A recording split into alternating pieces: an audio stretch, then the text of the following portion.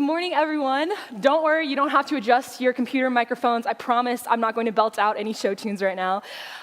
This is my first time getting to speak from this legendary pulpit, and I am so honored that Miss Debbie wanted to take a chance on me after a Christmas Eve pageant a couple years ago when Riley Oswald was entering, and I flubbed my lines so badly that I figured I should probably just stick to singing. But in all seriousness, it really saddens me to look out and not see the familiar faces of our congregation. As many of you know, I plan on studying music and theater in college, and I love performing more than anything, but I found that it's much harder to be yourself in front of a crowd than play any sort of character, but that didn't happen at Trinity. And I found out with my buddy Gray over there in youth choir that, when I was performing here, I would hardly glance up from my bedazzled ballerina flats, even though I practiced all the time. And I subjected my parents to weekly dance parties in my living room. But when I finally got the courage to glance up, I just looked out at a sea of encouraging and smiling faces, and suddenly it wasn't so scary.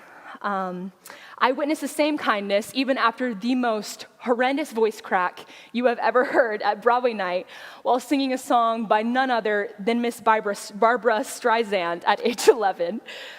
I wholeheartedly believe that it was the unconditional support of this church shown by Miss Sharon and this congregation that led me to discover my love of music. But more importantly, I learned how to treat others, how to treat people like Jesus would. The value of uplifting others and reaching out. The lessons that I've learned here, and not just at Sunday school, I will carry with me always, especially as I journey into my adult life. I turned 18 this week, and I had a wonderful birthday, but it's been kind of an anticlimactic end to my childhood. I'm an adult now, which is wild because I definitely feel like I'm not old enough. It feels like yesterday that I was downstairs mesmerized by Miss Beth's fancy gold parable box with the wooden figures and the cloth. Although admittedly all I wanted to do was play dolls with the sheep and mess with the sand, the parable of the lost shepherd always stuck with me. But in John 10:10 today, Jesus isn't metaphorically compared to a shepherd searching for and saving lost sheep. The gospel is centered around salvation, but Jesus is compared to a gate, protecting us, the sheep, from thieves or false teachers, leaders that poison our minds for selfish gain and create chaos. Now, I don't know about you, but that hits a little close to home right now. Of course, this lesson is speaking in a broader sense, encouraging us to walk in the light of God, loving our neighbors as ourselves as we learn in Mark, and doing not only what is necessary, but what is right and good in the name of God, and then, only then, will we reach everlasting life and the light at the end of the tunnel. Apparently, we're supposed to obey our parents, as we're told in Colossians, but speaking as a kind of angsty teenager who likes hugging and who very much wants prom and graduation and the spring musical, it's a little hard right now. We so desperately want to reach the end of this pandemic tunnel. It's so easy and even instinctual to think selfishly right now.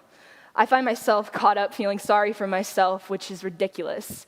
I don't have to pay the bills or put food on the table. I'm not immunocompromised. It's not something of immediate and personal urgency to me, so I don't really think about it. But I have friends that worry for their lives every time they step outside, so how can I not consider that when I'm sad about school closing or being unable to go on a trip with my friends? And I mean, hey, there are people in this very church who had to show patriotism and selflessness by going off to war, and all I have to do is sit on my couch and watch Netflix. Like, I finished an entire season of a show yesterday, and I'm finally getting to catch up on all the lost sleep from last semester. So it's not the worst thing. Not to say that feeling sad and angry is in any way invalid. I know that it's human to feel this way. But we as a society cannot be distracted by faster ways around the gate, which in this case can mean anything from racist scapegoating to hoarding toilet paper to bleach ingesting. But at the same time, it is hard to treat our neighbors as ourselves when the sheer sight of another person causes us to speed walk in the opposite direction in public. But that doesn't mean we can't smile as long as we don't have a mask on, but if we do, waving is good.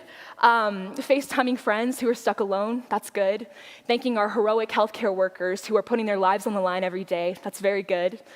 We are all struggling, financially, mentally, socially, but we're not alone in this. I mean, look at what our clergy has managed to pull off. I mean, show must go on, right? But I know that all of my be a good person talk preaches to the wrong choir, because I may have learned what a metaphor is in school, but here at Trinity, through countless role models, through fun group trips and several unforgettable summers at Camp Henry, I've learned that it is our responsibility as Christians to take care of each other, be it through cooking with Miss Debbie and Glenn, singing with Miss Sharon, stories with Miss Beth and Mr. Hall and Mr. Cross and Mr. Hensley, and so many others, often over a box of Dunkin' Donuts on a Sunday morning. I have felt the love of this community, and I will really miss being here when I'm gone at school. But I will carry these lessons with me wherever I go, and I excitedly look forward to coming back home to Trinity.